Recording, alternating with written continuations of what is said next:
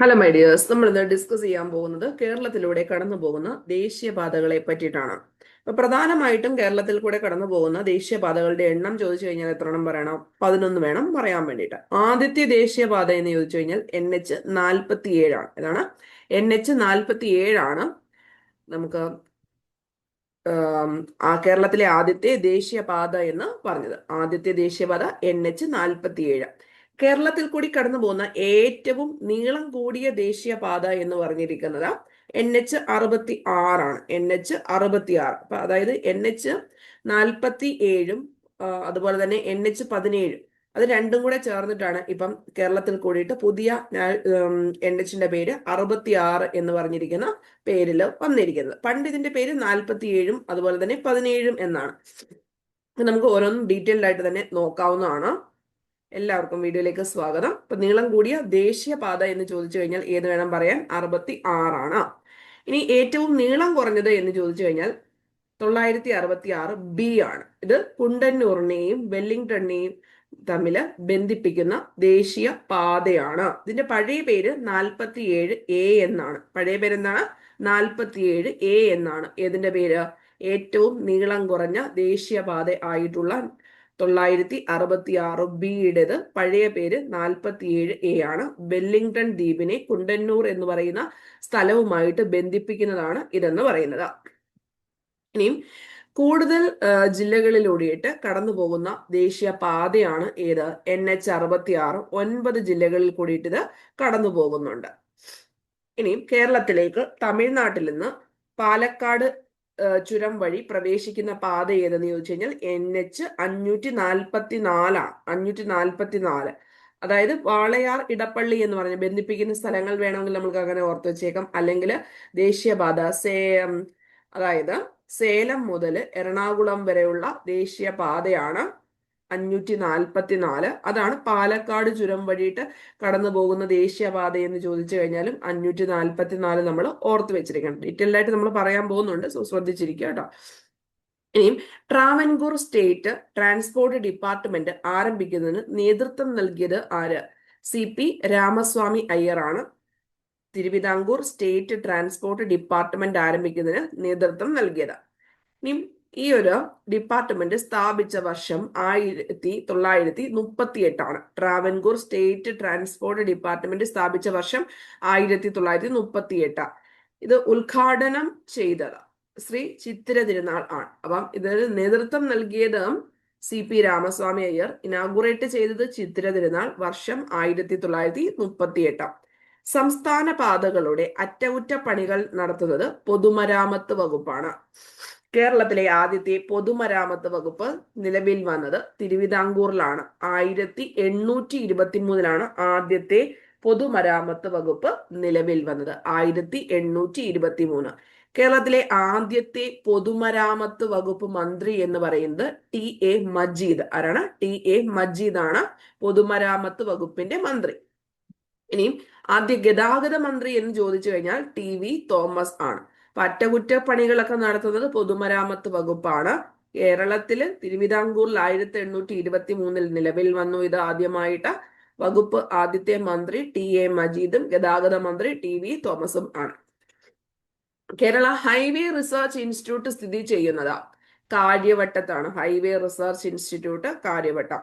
ഗതാഗത മേഖലയിൽ ഗവേഷണ പരിശീലന കൺസൾട്ടൻസി പ്രവർത്തനങ്ങൾ നടത്തുന്ന സ്ഥാപനമാണ് നാറ്റ്പാക് എന്ന് പറയുന്നത്. നാറ്റ്പാക് 1976 സ്ഥാപിച്ചത്. നാറ്റ്പാക്കിന്റെ full form national transportation planning and research centre എന്നാണ്. National transportation planning and research centre, NATPAC. ഇപ്പൊ ഗതാഗത മേഖലയിൽ ഗവേഷണ പരിശീലന കൺസൾട്ടൻസി പ്രവർത്തനങ്ങൾ നടത്തുന്ന സ്ഥാപനം national transportation planning and research centre, NATPAC. 1976. Kerala highway research institute എവിടെയാണ്? കാര്യവട്ടം, തിരുവനന്തപുരത്താണ്. നാറ്റ്പാക്കിന്റെ ആസ്ഥാനം എന്ന് പറഞ്ഞത് ആക്കുളം, തിരുവനന്തപുരം. Highway research Kariavattom, Thiruvananthapuram. നാറ്റ്പാക്കിന്റെ ആസ്ഥാനം ആക്കുളം, തിരുവനന്തപുരം. നമ്മൾ ബേസിക് ആയിട്ടുള്ള കുറച്ച് കാര്യങ്ങൾ പഠിക്കാവുന്നതാണ്. അപ്പൊ അതായത് ഇവിടെ ലെഫ്റ്റ് സൈഡിൽ കൊടുത്തിരിക്കുന്നത് എന്ന് പറയുന്നത്, ഒരു സെക്കൻഡ്,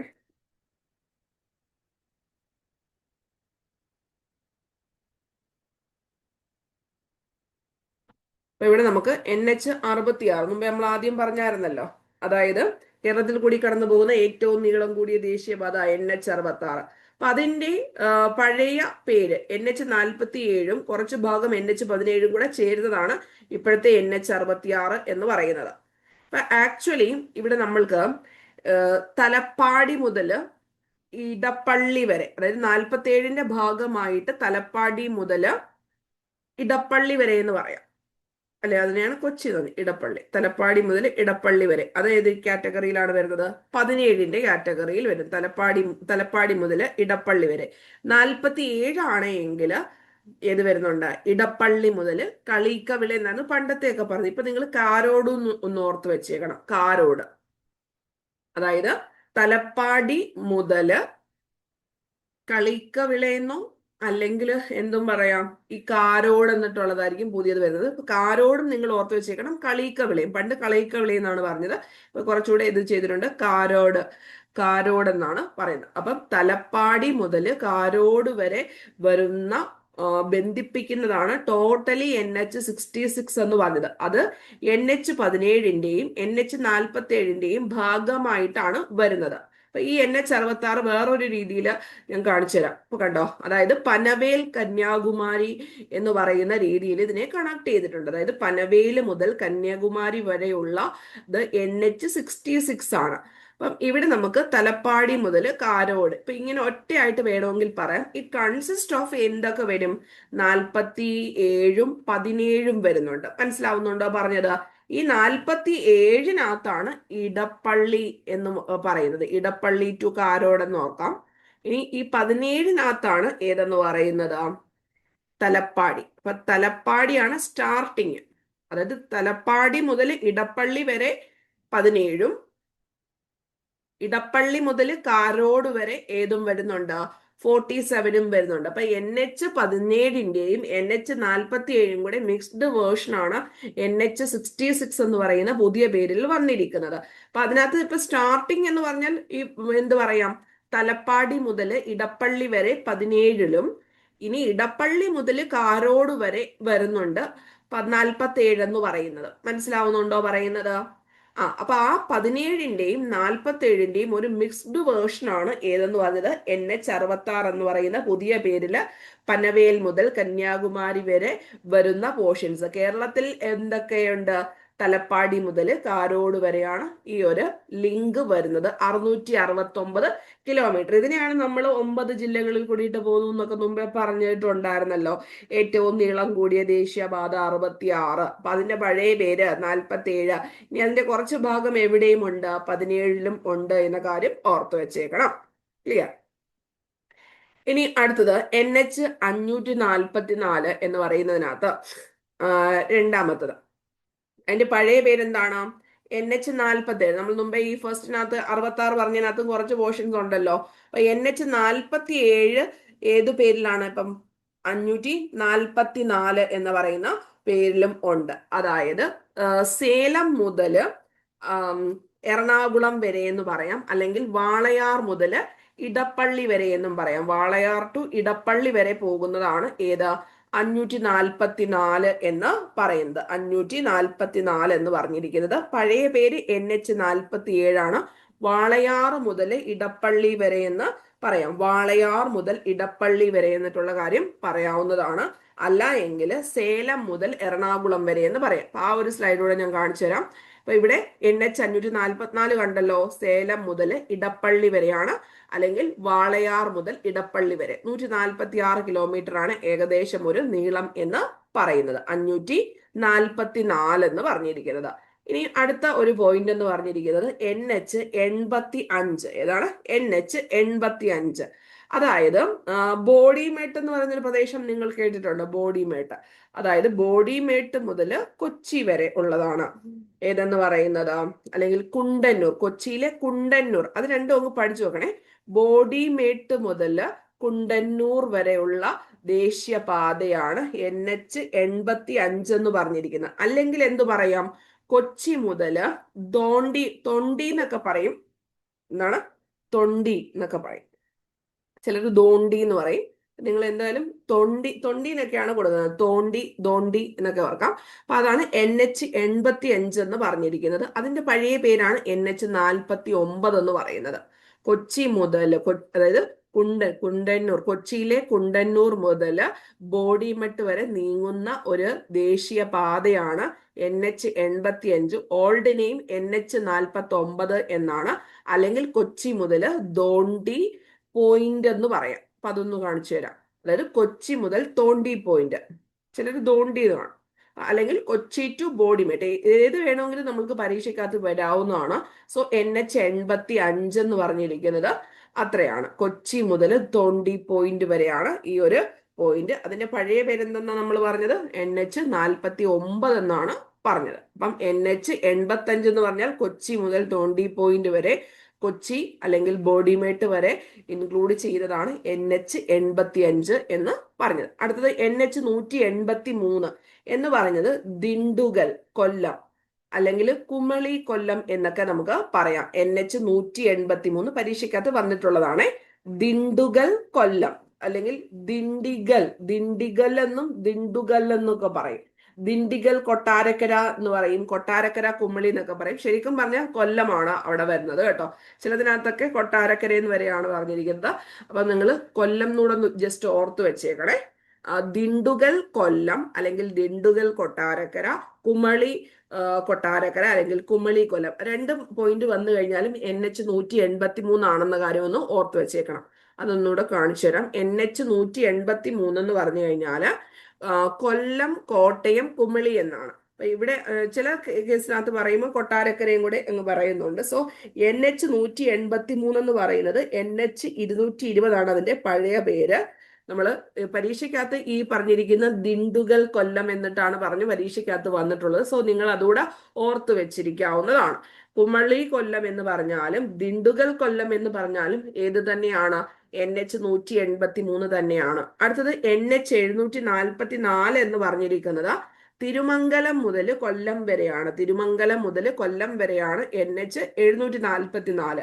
അപ്പൊ അവിടെ നമ്മൾക്ക് വേണമെങ്കിൽ പറയാം കൊല്ലം മുതൽ കഴുത്തുരുട്ടി വരെ ഉള്ളതാണ് ഏത് എന്ന് പറഞ്ഞിരിക്കുന്നത് NH744. തിരുമംഗലം മുതൽ കൊല്ലം വരെയാണ്. തിരുമംഗലം മുതൽ കൊല്ലം വരെ വരുന്നതാണ് NH744. അതിന്റെ പഴയ പേര് ഇവിടെ കൊടുത്തിട്ടുണ്ട്, NH208 എന്നിട്ടാണ് ഇതിന്റെ പഴയ നമ്പർ എന്ന് പറഞ്ഞിരിക്കുന്നത്. കൊല്ലം, കൊട്ടാരക്കര, പുനലൂർ, ആര്യങ്കാവ് വഴിയിട്ട്. അപ്പൊ ആര്യങ്കാവ് ചുരം വഴിയിട്ട് കടന്നു പോകുന്ന ദേശീയപാത എന്ന് ചോദിച്ചു കഴിഞ്ഞാൽ ഏത് പറയണം? 744. കൊല്ലം, കൊട്ടാരക്കര, പുനലൂർ വഴിയിട്ടാണ് ഏത് പ്രധാനപ്പെട്ട റൂട്ട് എന്ന് പറഞ്ഞിരിക്കുന്നത്? NH744. കൊല്ലം, ആര്യങ്കാവ്. നമ്മളിവിടെ പറഞ്ഞത് എന്താണ്? 744 തിരുമംഗലം കൊല്ലം എന്ന് പറയാം. കഴുത്തുരുട്ടി കൊല്ലം എന്ന് ചോദിച്ചാലും ആൻസർ എന്തു തന്നെയാണ്? NH744. ആര്യങ്കാവ് വഴിയിട്ടാണ് ഇത് പോകുന്നത്. സോ ആര്യങ്കാവ് ചുരത്തിൽ കൂടിയിട്ട് പോകുന്നതെന്ന് ചോദിച്ചാലും ആൻസർ 744 വേണം പറയാൻ വേണ്ടിയിട്ട്. ഓക്കെ അല്ലേ? ഇനി അടുത്തത് 766. കോഴിക്കോട് മുതൽ കൊള്ളകൽ. കണ്ടോ? 766 എന്ന് പറഞ്ഞിരിക്കുന്നത് കോഴിക്കോട് മുതൽ കൊള്ളകൽ വരെയാണ്. അല്ലെങ്കിൽ മുത്തങ്ങ ടു കോഴിക്കോട് വരെയാണ് NH766 പറയുന്നത്. അല്ല എങ്കിൽ നമ്മൾക്ക് ഇതിനെ പറയാം കോഴിക്കോട് ടു മൈസൂർ എന്ന് പറയാം. കോഴിക്കോട് മുതൽ മൈസൂർ വരെ കണക്ട് ചെയ്യുന്നതാണ് 766 എന്ന് പറഞ്ഞിരിക്കുന്നത്. അല്ലെങ്കിൽ കോഴിക്കോട് ടു മുത്തങ്ങ. അപ്പം കണക്ട് ചെയ്യുന്ന കേരളത്തിലെ സ്ഥലങ്ങൾ ഏതാണ്? മുത്തങ്ങ ടു കോഴിക്കോടാണ്. കോഴിക്കോടിനെയും മൈസൂറിനെയും തമ്മിൽ കണക്ട് ചെയ്യുന്ന NH766 ആണ് വരുന്നത്. അപ്പൊ അതിന്റെ ഇച്ചിരി ഡീറ്റെയിൽഡ് ആയിട്ട് നോക്കാം. NH766 പഴയ പേരെന്ന് പറഞ്ഞത് 212 ആണ്. 212 ആണ് NH766 പേര്. കോഴിക്കോട് മുതൽ മുത്തങ്ങ, അതായത് വൈത്തിരി, കൽപ്പറ്റ വഴിയിട്ട് മുത്തങ്ങ വരെയാണ് അതിന്റെ പ്രധാനപ്പെട്ട റൂട്ട് എന്ന് പറഞ്ഞത്. കോഴിക്കോട് മുതൽ മുത്തങ്ങ വരെ. ഇനി 966 എന്ന് പറയുന്നതിനകത്ത് 3 വേർഷൻസ് ഉണ്ട്. 66A, 66B. അതായത് 213 ആണ് 966 പഴയ പേര് എന്ന് പറഞ്ഞിരിക്കുന്നത്. 213, NH213. അതിനെ നമ്മൾക്ക് ഇങ്ങനെ പറയാം, ഫറൂഖ് പാലക്കാട് എന്ന് പറയാം. ഫറൂഖ് പാലക്കാട് അല്ലെങ്കിൽ കോഴിക്കോട് പാലക്കാട് എന്ന് പറയാം. കോഴിക്കോടിനെയും പാലക്കാടും, കോഴിക്കോട്, മലപ്പുറം, പാലക്കാടാണ് ഇതിന്റെ റൂട്ട് എന്ന് പറഞ്ഞിരിക്കുന്നത് NH966. ഇനി 966-ന്റെ എ വേർഷൻ എന്ന് പറഞ്ഞിരിക്കുന്നത് അത് സ്ഥിരമായിട്ട് പരീക്ഷയ്ക്കകത്ത് വരുന്നതാണ്. കളമശ്ശേരി മുതൽ വല്ലാർപാടം വരെയുള്ളതാണ്. അതിന്റെ പഴയ പേര് 47C എന്നാണ്. 966B ആണെങ്കിൽ എന്താണ്? NH47A എന്നാണ്. NH47A ആണ് 966B. അതും പരീക്ഷയ്ക്ക് വരുന്നതാണ്. കുണ്ടന്നൂർ വെല്ലിംഗ്ടൺ ഐലൻഡിനെ കണക്ട് ചെയ്യുന്നതാണ് 966B എന്ന് പറഞ്ഞത്. അപ്പൊ അതായത് ഏറ്റവും നീളം കുറഞ്ഞ ദേശീയപാത ഇന്ത്യയിലേത് ചോദിച്ചാലും കേരളത്തിലേത് ചോദിച്ചാലും ഒക്കെ 966B ആണ്. ഏകദേശം ഒരു 5.9 കിലോമീറ്റർ മാത്രമേ ഉള്ളൂ ഇതിന്റെ ഒരു ലെങ്ത് എന്ന് പറഞ്ഞിരിക്കുന്നത്. NH47A ആണ് കുണ്ടന്നൂർ ടു വെല്ലിംഗ്ടൺ ദ്വീപുമായി ബന്ധപ്പെടുന്ന അതിന്റെ പഴയ പേര് എന്ന് പറയുന്നത്. 47A ആണ്. 47C എന്ന് പറയുന്നത് കളമശ്ശേരിയെ വല്ലാർപാടവുമായിട്ട് ബന്ധിപ്പിക്കുന്നതാണ്. അപ്പൊ അതൊന്ന് നമുക്ക് നോക്കിയിട്ട് വരാം. അപ്പൊ അതായത് 966-ഉം 966A 966B. ഫറൂഖ് പാലക്കാട് എന്ന് ചോദിച്ചാൽ ഓക്കെ. ഇനിയും 966A എന്ന് പറയുന്നത് കളമശ്ശേരി വള്ളാർപാടം ആണ്. അപ്പൊ നിങ്ങൾക്ക് പഠിച്ചു വെക്കാൻ മസ്റ്റായിട്ടും പറയുന്ന കാര്യങ്ങൾ എന്ന് പറഞ്ഞിരിക്കുന്നത് ഈ 66B പഠിച്ചു വെക്കണം, ഈ 66 പഠിച്ചു വെക്കണം.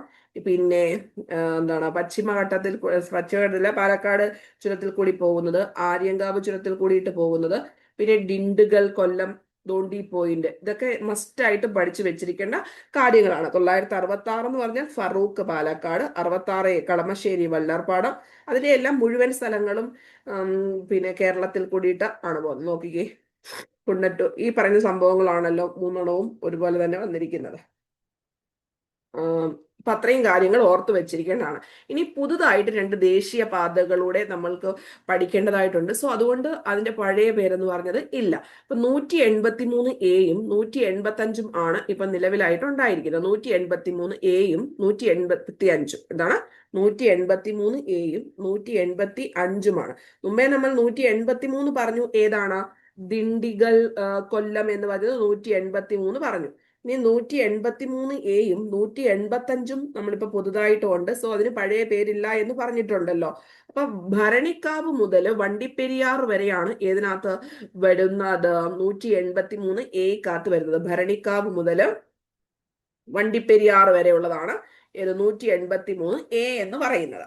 ഇനി 185 എന്ന് പറഞ്ഞിരിക്കുന്നത് അടിമാലി മുതൽ കുമ്മളി വരെ വരുന്നതാണ്. എന്താണ്? അടിമാലി മുതൽ കുമ്മളി വരെ വരുന്നതാണ് 185 എന്ന് പറഞ്ഞിരിക്കുന്നത്. അപ്പൊ നമുക്ക് ഒന്നുകൂടെ കൺക്ലൂഡ് ചെയ്യാം. 183A എന്ന് പറഞ്ഞിരിക്കുന്നത് ഭരണിക്കാവ് വണ്ടിപ്പെരിയാറ്, 185 എന്ന് പറഞ്ഞിരിക്കുന്നത് അടിമാലി മുതൽ കുമ്മളി വരെ വരുന്നതാണ് 185 എന്ന് പറഞ്ഞിരിക്കുന്നത്. അതിന് പഴയ പേരൊന്നും ഇല്ല.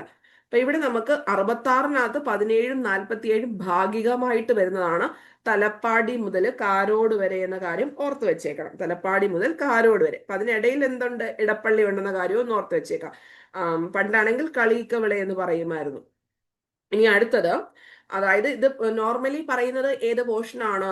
പനവേൽ കന്യാകുമാരി. ഇപ്പൊ ഞാനത് ഒന്നുകൂടെ ക്ലിയർ ചെയ്യാം. അപ്പൊ നിങ്ങൾ ആദ്യമായിട്ട് എന്നോടൊപ്പം തന്നെ ഒന്ന് പഠിച്ചു നോക്കണം. പനവേൽ ടു കന്യാകുമാരി NH66 കിട്ടുമല്ലോ. തലപ്പാടി ടു കാരോട് എന്ന് പഠിക്കണം. NH പണ്ട് എന്താണ്? കളിക്ക് വിളയും കൂടെ ജസ്റ്റ് ഇവിടെ ഓർത്ത് വെച്ചേക്കണം കേട്ടോ. 544 സേലം ഇടപ്പള്ളിയാണ്. വാളയാർ ഇടപ്പള്ളി എന്നും NH 544-ന്റേത് പറയാറുണ്ട്. 85 ആണെങ്കിൽ കൊച്ചി ദോണ്ടി പോയിന്റ്, കൊച്ചി ബോഡി മെട്ട് പറയാം. ദെൻ ദിണ്ടുഗൽ കൊല്ലം 183 കുമളി കൊല്ലം പറയാം. ദെൻ തിരുമംഗലം കൊല്ലമാണെങ്കിൽ 744 ആര്യങ്കാവ് ചുരം എന്നൊക്കെ പറഞ്ഞിരിക്കുന്നത്. കഴുത്തുരുട്ടി കൊല്ലം കേരളത്തിൽ കൂടി പോകുന്നത്. കോഴിക്കോട്ട് കൊള്ളകൽ അഥവാ കോഴിക്കോട് മൈസൂർ ആണ് NH 766. മുത്തങ്ങ കോഴിക്കോട് എന്ന് പറയും കേരളത്തിൽ കൂടിയിട്ട്. Then Feroke Palakkad 966. Then Kalamassery Vallarpadam 966A. 966B Kundannoor Willingdon ദ്വീപാണ്. ഇവിടെ 5.92 കിലോമീറ്റർ മാത്രമേ ഉള്ളൂ കുണ്ടന്നൂർ ടു വെല്ലിംഗ്ടൺ ദ്വീപിന്റെ ലെങ്ത് എന്ന് പറഞ്ഞിരിക്കുന്നത് 966B-യുടേത്. ഇനി കേരള സർക്കാരിന്റെ നേട്ടങ്ങൾ പ്രചരിപ്പിക്കുന്നതിന് വേണ്ടിയിട്ടാണ് ആരംഭിച്ച ബസ് സർവീസിന് പറയുന്ന പേരാണ് നവകേരള എക്സ്പ്രസ് എന്ന് പറയുന്ന പേരിലാണ് അത് അറിയപ്പെടുന്നത്. അപ്പൊ ഇത്രയും കാര്യങ്ങൾ നിങ്ങളൊന്ന് ജസ്റ്റ് നന്നായിട്ട് പഠിച്ചു വെച്ചിരിക്കേണ്ടതാണ് കേട്ടോ. പഴയ പേരും പുതിയ പേരും അത്യാവശ്യം 66-ന്റേതും 966-ന്റേതും ഒക്കെ പഠിച്ച് വെക്കണം. ഓക്കെ. അപ്പൊ നിങ്ങൾക്ക് ആർക്കെങ്കിലും ഡിഗ്രി മെയിൻസുമായി ബന്ധപ്പെട്ട കോഴ്സിൽ ജോയിൻ ചെയ്യണമെങ്കിൽ ഈ ഒരു നമ്പറിൽ ജോയിൻ ചെയ്യാം. അതുപോലെ തന്നെ നമുക്ക് SCRTയുടെ സോഷ്യൽ സയൻസും കോഴ്സസ് അവൈലബിൾ ആണ്. താല്പര്യമുള്ളെങ്കിൽ അതിന്റെ പ്രൈസുമായി ബന്ധപ്പെട്ട കാര്യങ്ങൾക്ക് വാട്സപ്പ് നമ്പർ മെസ്സേജ് ചെയ്താൽ മതി. Okay, bye. Thank you and love you all.